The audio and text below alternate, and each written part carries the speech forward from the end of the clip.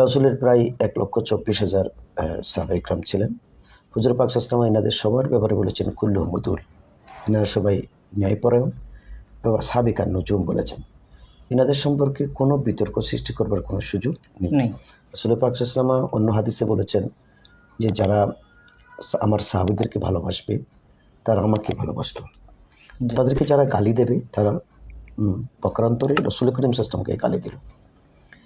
এখানে কোনো অবস্থাতেই কোনো সাহাবায়ে ইকরামের সমালোচনা করা যাবে না। কিন্তু আমাদের দেশে অত্যন্ত দুঃখের বিষয় যে আমরা এমন কিছু ব্যক্তি এখন বেরিয়েছে ইসলামের নামে যে তারা আল্লাহ রসুলের সাহাবায়ে ইকরামকে পর্যন্ত নিয়ে বিচার করতে শুরু করেছে যে উনি এই ছিলেন, উনি সেই ছিলেন।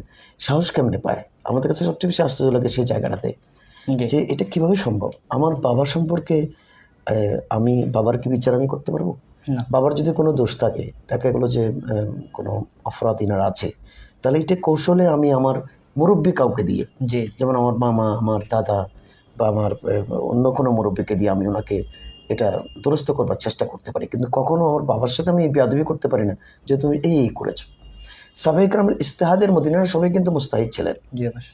ইনাদের ইজতিহাদের মধ্যে অনেক সময় ভ্রান্তি থাকতেও পারে। এটা ইজতিহাদি ভুল। ইজতিহাদি ভুল কিন্তু একটার জন্য একটা সওয়াব, এটা কিন্তু অপরাধ না। কিন্তু আমাদের সবচেয়ে দুঃখের বিষয় হচ্ছে যে আমরা আমাদের প্রিয় নবীর সেই সোনালী যুগের সোনার মানুষগুলোকে নিয়ে আমরা এখন বিচার করতে শুরু করেছি, ইনি করেছেন, সে করেছেন। এই জন্যই হযরত আমির মুআবিয়া রাদিয়াল্লাহু তাআলা আনহুকে নিয়ে স্পেশাল আলোচনা দরকার, কারণ এনার সম্পর্কে সেই বিতর্কটা বেশি। আমাদের দেশে একটি গোষ্ঠী ইনাকে অকথ্য ভাষায় গালিগালাজ করে, কিন্তু মনে রাখতে হবে তাদেরকে কোনো সাহাবী রাসূলকে গালি দেওয়ার পর ইসলাম থেকে খারিজ, ইনি কাফের হয়ে যাবে। এটার ব্যাপারে আহলে সুন্নাত ওয়াল জামাতের ঐক্যমত হয়েছে।